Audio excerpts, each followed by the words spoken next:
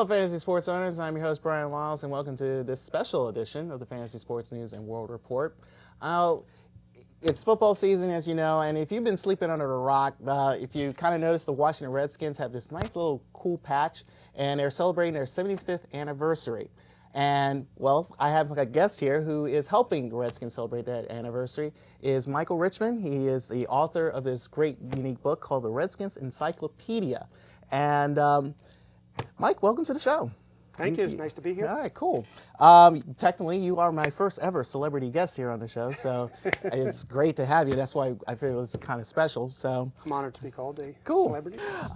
First off, what inspired you to write this book? Because I understand reading your press releases that you're a sports journalist, and a lot of sports journalists don't really write, let's say, if it focuses on a particular team, you focus on maybe a particular game or just a particular player, but you focus on an entire team and interpret it as a encyclopedia. So how do you come about that with that? Well, in terms of the sports writing, I've done a lot in my career. And around the late 90s, I was a stringer for the Associated Press.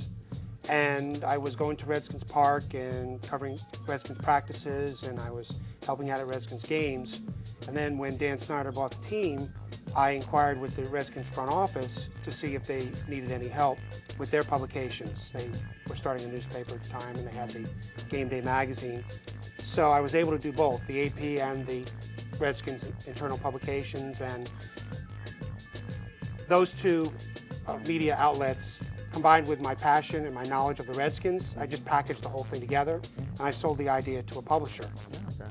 I signed my first contract to write this book in January of 2000. Without a strong passion for the Redskins, though, and a deep knowledge of Redskins history, I don't think you'd be able to write a book like this, though. Right. It's a very comprehensive account of the Redskins. In fact, I call it the most comprehensive journalistic account ever. Right. There have been a lot of other Redskins books written that are more numerical. A lot of number crunching, box scores, statistics, but this is true journalism. Yeah. I read a little bit of it, and it pretty much is like any normal encyclopedia. So I mean, it's very well detailed and very well written, I might add. Thank you. Did you have any real difficulty trying to write this? I mean, you know, because it is an encyclopedia. I mean, like you said, you know, did you have any help or anything like that? No, I wrote the whole book. No, okay. I did have a number of great researchers, though. Mm-hmm. Mostly high school kids, a couple of college kids from the University of Maryland, one from George Mason. But then there were other people I called on for phone numbers and Redskins memorabilia, photos primarily. Mm-hmm. The Redskins themselves were very helpful. I was able to retrieve photos from the Redskins archives and old newspaper magazine articles. So there were a number of sources I went to for research help and other things. Okay. Well, with this research, did you find anything interesting about the Redskins that either you already knew or you didn't know? Well, I would like to think that the whole book is very interesting if you're a Redskins fan. I start actually in the 1920s when a man named George Preston Marshall, a DC businessman, wanted to invest in a sports team. And he did. He bought a team in what was then the American Basketball League, and he named it the Palace Big Five after his laundry store that he owned called the Palace Laundry. Okay. And so I started from there and just went through the 2006 season. There are season accounts from 1932, the Redskins' first season in Boston, through 2006, 75 in all. There are some 125 player profiles, coach profiles, and a series of entertaining sidebars. There are stories like, in terms of the sidebars mostly, there are stories like when the Redskins played the Eagles on December 7th, 1941, what that day was like. A Redskins two-way lineman at the time, Clyde Shugart, still alive, lives in the Baltimore area, told me what it was like for the players, that they didn't really know what was going on. The public address announcer was calling all diplomats and government personnel and military personnel to report to their bases. But the players didn't know because George Preston Marshall, the owner, didn't tell them. There's a story of how the Redskins were once known as the team of the South. They were the southernmost NFL team for many years, and Marshall, who was a consummate entertainer and and publicity man. He capitalized on that. He launched a vast broadcasting network that spread actually from New England all the way down to Jacksonville, Florida, and as far west as Tennessee, Kentucky. The Redskins played exhibition games as far west as Texas, actually. Right. And caravans of Redskins fans would come from the South to see games here in D.C. There's the story of the integration of the Redskins. I touched on that heavily. The Redskins were the last team in the league to sign a black player. And so that was a major sidebar of mine. I could tell you're well knowledge of the Skins. I want to go into in brief detail about how did the Redskins get here, because it's kind of weird. They're celebrating 75 years as Washington Redskins, but like you said earlier, they came from Boston. So briefly, how did the Redskins come from Boston to here? Well, they were in Boston for 5 seasons, from 1932 to 1936. Actually, the very first season of existence, they were called the Boston Braves. And Marshall changed the nickname to the Redskins in 1933. So they were in Boston for 5 seasons. Marshall was very disgruntled with the Boston fans. Boston was primarily a college sports town, and the Redskins were not drawing, and Marshall was losing money.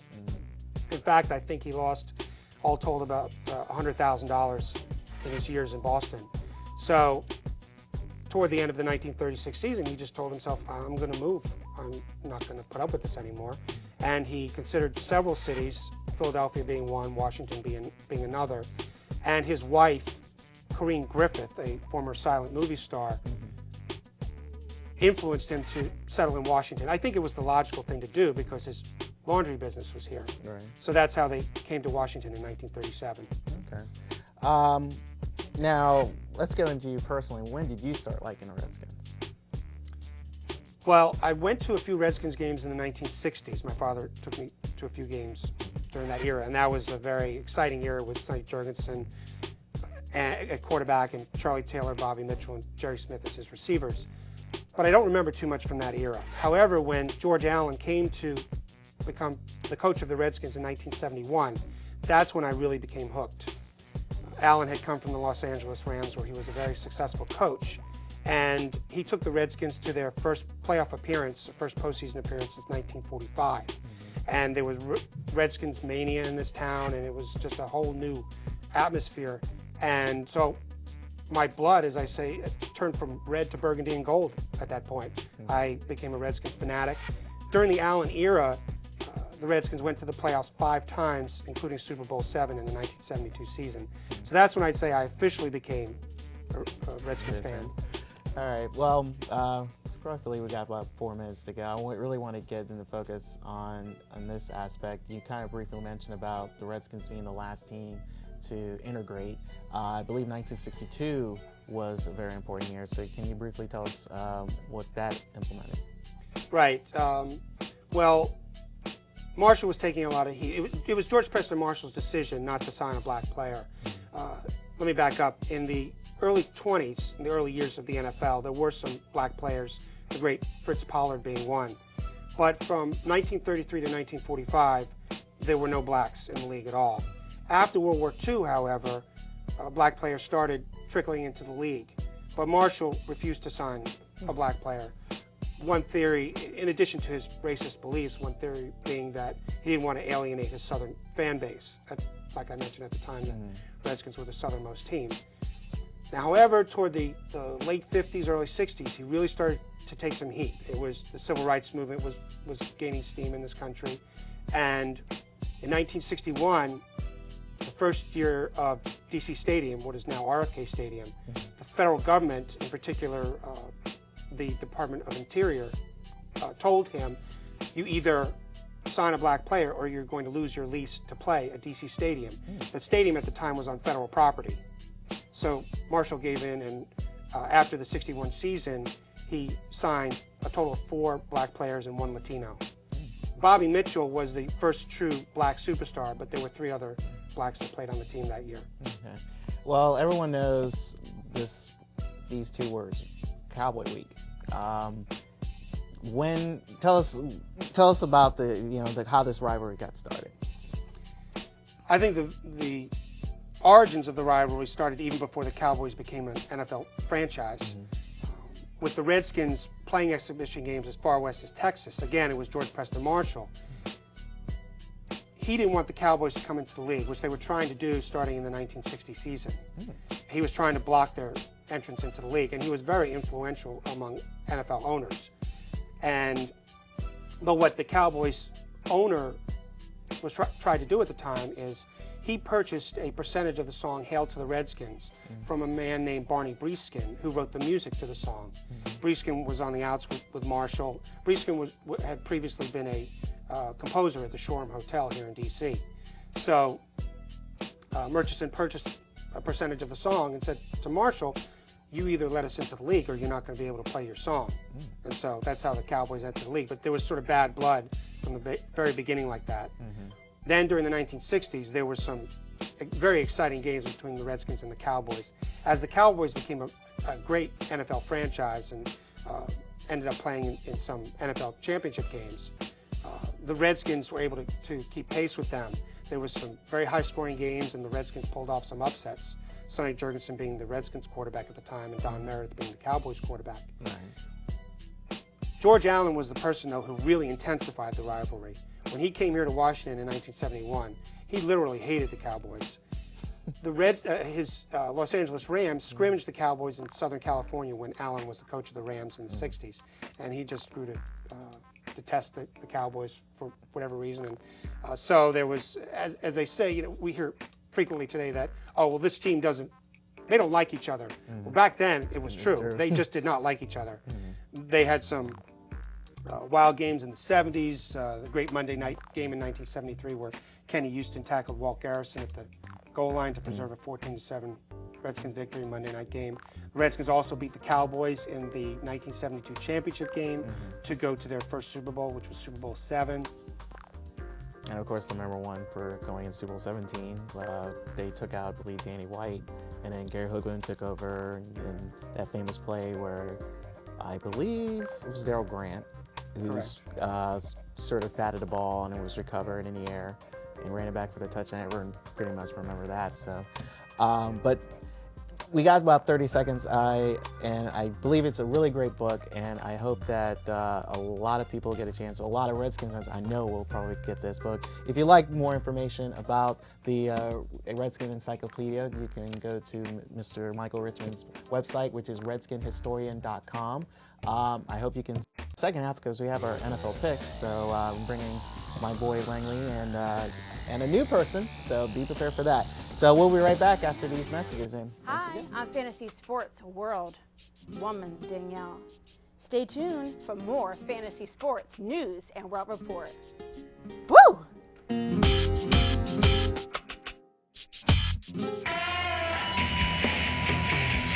You'd never know it, but nearly half of today's military are National Guard and reservists. However, they can't answer our nation's call without their employer's support. If you're an employer, visit esgr.org and find out how to do your part. Hi, I'm Fantasy Sports World Girl Michelle, and welcome back to the second half of the Fantasy Sports News and World Report.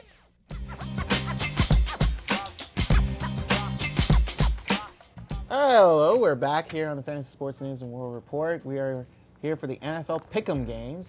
So I have here back with me is Michael Richman. If you were here for the first half of the show, he has a great book out called the Redskins Encyclopedia. And if you would like to know more about it, log on to redskinhistorian.com.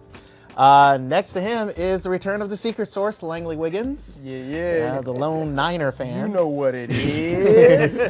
And at the far end is a new panelist, is Ulysses E. Campbell. He is the host of his great show called The Fantastic Form. Granted, I couldn't get the real hot one, Shireen, but, she's, doing something else. I don't know. Thanks for having me. Anyway. Pleasure to be here. Good, great. Actually, if you guys, I believe, Ulysses, since you are a Redskin fan, you have any maybe some trivia or some questions you want to know about the Skins? Well, actually, I guess I'd sort of like to know how you feel about Art Monk not being in the Hall of Fame. Particularly when we've got number 88 with the Cowboys, who is in the Hall of Fame and whose numbers aren't as good as Art Monk's. Right. Well, you can even look at Lynn Swann from the Steelers. I mean, he had fewer than 500 catches, and he's in the Hall of Fame. But I think the reason he's in the Hall of Fame is because of his spectacular catches in the Super Bowl. And I think that's a real knock against Monk right now. It's unfortunate, but that's the reality. He did not have a lot of touchdown catches. I think he should be in. I think anybody who at any point is the all-time leading receiver in NFL history should be in. But a lot of it is political. Maybe the media didn't like him because he was quiet, reserved, Right. just didn't express himself, and that was taken to be a sort of maybe an arrogance. I don't know. But It's one of those situations where you want to look at the committee of the Hall of Fame and look at what they're looking for in each position. right. You know, I mean, an offensive lineman just blocks, but if he's a good one, then he's in. Well, what are you looking for in that offensive lineman? I mean, how many penalties, how many offsides, Right. what are you looking for? Well, it's hard to judge So- an offensive lineman statistically. Exactly. Right, I see what you're saying. I know it's not fair.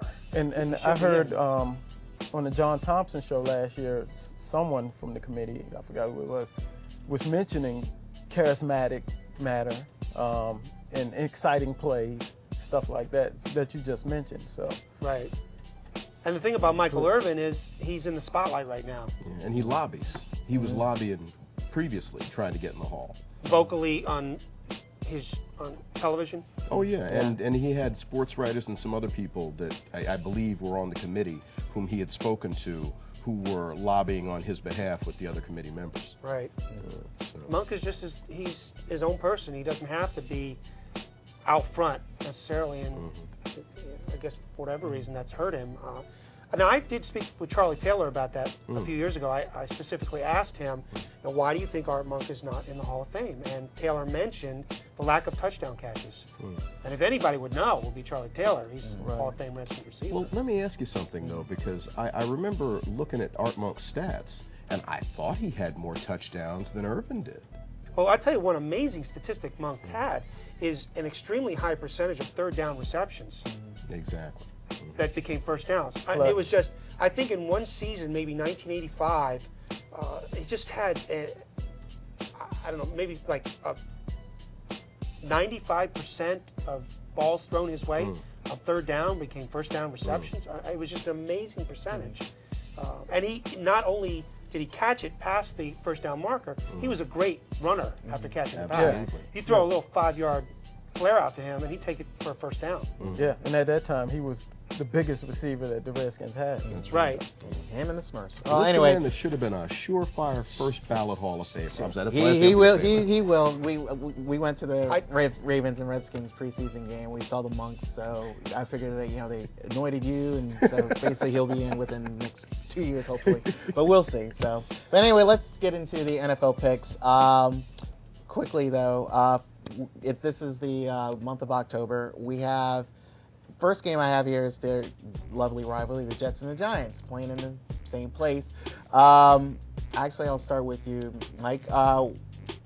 Since you pretty much know more of the Giants, what do you think of how this game will be since the loss of Eli and Jacobs? How granted, I think Eli will be back by this time, but how do you see this game going to be coming out? Well, I think Eli is the whole key. Like you say, if he is back, then it should be the Giants' game. Just looks so bad against New England. I would think that with him back, it'll be the Giants. Okay. Langley. Well, outside of New York, who really wants to see this game? Okay. I mean, I could just close my eyes and pick the Giants. Okay. But I don't care. Well, I got to go with the Jets in this case because the Giants seem to be snake bit when it comes to the Jets. So I'm looking for the Jets to pull the upset. Oh, Jets. You didn't pick it. I'm picking the Giants. I think the Jets, one, their key person's Chad Bennington. He's seriously hurt, and I doubt he'll be back for this game. They have... Even if they do, they're going to boo him. That's pretty much it. Granted, your top player, Laverius Coles, I mean, if one guy's out, then his numbers will drop, and sadly, he's on my fantasy team too. And the Jets prove that you can steal their signals too. Yeah, I will mention another week. We won't get into that though. A weak spot that the Giants showed in the Sunday night game against the Cowboys is the defensive backfield was leaky. I mean, right. Tony Romo had the game of his life. So actually, but I still have more confidence in the Giants and see how that will go. Also in that same week, the Bucs and Colts. This is basically Tony Dungy saying, "Hey, I got one too." Ulysses, who do you think will win this one? Oh, this is a no-brainer. The Colts are going to annihilate them. I mean, the Bucs have been falling apart for the past couple of years, and I don't see anything changing. And I think that Tony Dungy is going to roll into town and say, "Oh, you all messed up, firing me. Let me show you what you could have had." Likely. Well, the Colts will show the Bucs that we do have a defense, and y'all don't have nothing else. So I'm taking the Colts. I think it's a no-brainer as well. You've got to take the Colts in this game. Peyton Manning, I mean. Well, yeah, it's okay, clean sweep. Colts. Enough said there. This is going to be an interesting game one. The Bengals and Chiefs in Week 6. I'm going to calm myself down and remind everyone that, yes, the Ravens lost to the Bengals in Monday night game, but we got cheated. Enough said.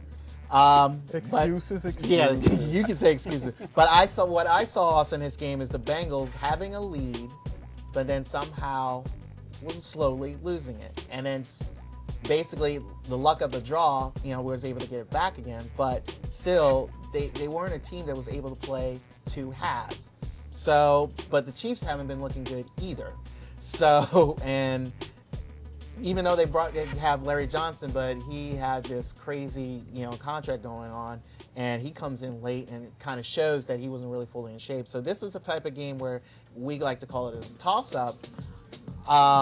Personally, I'm thinking of going to the Cincinnati Bengals because I feel like Chad Johnson's a future Hall of Famer, and Carson Palmer, the chemistry is working very well, and Husmanzada is basically he's the perfect secondary receiver that even the Colts would have with Reggie Wayne and Marvin Harrison.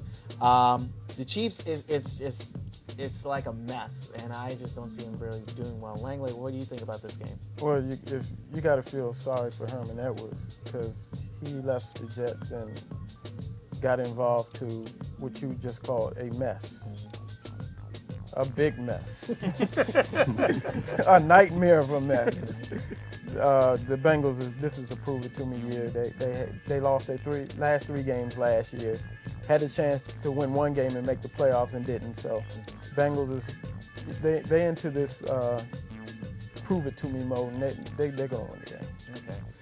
Michael, quickly, who do you think will win this game? I have to go with the Bengals in this game. I think that, like to say two names, Carson Palmer and Chad Johnson. Chad Johnson seems unstoppable. I just have to go with Cincinnati. The Chiefs, they just seem on the decline right now. Ulysses, quickly. Well, I'm with Langley because the Chiefs, the Bengals have something to prove. After what happened to them in the playoffs a couple of years ago with Pittsburgh, and I really feel like Pittsburgh was just out to get Carson Palmer because the Bengals could very well have gone all the way that season, and they haven't looked the same since that game. So they're going to lay it all on the line, and it's just too bad for Kansas City in this case. Bengals. All right. Cool. Ravens and Bills. Let's talk about that. Well, I already picked the Ravens, so who do you think will win that one? I picked the Ravens in that game. Okay. Langley? Now, since your Orioles have gone into the toilet. Wrong sport, wrong season, wrong decade. This is the Ravens. Okay, yeah, no, I got to go with the Ravens also in this case. Okay. Just a little side note of that game. This is Willis McGahee. He's returned to Buffalo since being traded, and I just think that he's going to show him like, hey, this is what you could have had, but I guess not. Well, any fantasy person who have him, yeah, but I hope he gets the ball about 30 times. Oh yeah, so this will be interesting. Hopefully by that time, Steve McNair will be mildly healthy, and if not, Kyle Buller, who surprising enough, proven me on Monday night he can handle that offense and lead it to. If he's in there, I might have to change my mind. That's what I'm saying. I have more faith in him, but we'll see. Last game, Redskins against Patriots. Well, let's not pick that one. Let's pick another one. No, this is see. I'm going to start with you with this one too. I mean, this will be a major test. Now, granted, they've got some new weapons. Randy Moss, he had a big day on opening day. And there's a new running back. So, Gakesley, how do you see this game ending? Well, I tell you, it's like this. I'm a huge Redskins fan. I can't say that I'm particularly objective. But I think that the Redskins have history on their side. I don't know if you're aware of it, but lifetime, the Patriots are 1-7 against the Redskins and haven't beaten them since 1970. I look for that trend to continue somehow. I don't know how, I don't know why, but the Redskins are going to go up there and pull the upset of the season. Mike, do you piggyback on that? Well, I think it's a no-brainer. I mean, you've got to go with the Redskins this game. Jason Campbell, by that point, will be posting all-pro numbers. I've always thought the world of Jason Campbell, and I think that he's going to be on a roll then. He's going to have the chemistry with his receivers, Santana Moss and Randall L. Go with the Redskins. I think the Patriots are going to be overconfident as well. Okay. Quickly, though. I am definitely going to go with the Patriots. I mean, they've lost offensive people, defensive coordinators, coaches. They're hungry. That's why they made the moves to get the people that they got to get back to the Super Bowl. I don't see the Redskins stopping.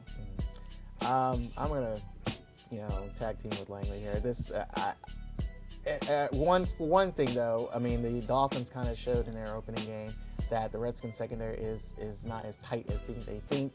I think trying to cover Randy Moss will be very difficult. I think this is the Randy Moss of old, and hopefully by that time, I think we'll see more of that. Can I touch on that point? Go ahead. I think that Fred Smoot did have a bad game on Sunday, and if we see more of Sean Springs, the secondary could look different. I don't know why Gibbs didn't start him, but... No, that's true. Yeah, I've heard about that. So I think there were health concerns in that case. I mean, Maybe. Sean Springs wasn't aware of it, but apparently there were health concerns. Plus, the Redskins picked up a Patriots receiver, so you know what that means? Stealing signals. Playbook. All right. He was the Patriots' leading receiver last year. 61 catches. Oh, yeah. And the Redskins picked him up. Yeah. That was good acquisition. Good acquisition. Well, speaking of a good acquisition. For the Redskins. Signals. Playbook. Oh, yeah, it was good for that also. Well, thank you, gentlemen, for Thank you, being Brian. on here today, and especially you, Mr. Richman, Michael Richman. Thank you Again, very much. RedskinsHistorian.com is where you can find more information about the Redskins Encyclopedia. Before we go, we have our Fantasy World Girl of the Month. Her name is Patrice Bowie. She is a hot singer in the local area. She's coming out with an album called Finger Lickin'. It's a mixture of pop, hip-hop, and alternative music. I've seen her perform before, and she's besides attractive, but she is very well-talented. Please support her, and please support me. Log on to myspace.com/fantasysportsnwr. You can see her picture, and you can also see the recap of the show. My time is out, ladies and gentlemen.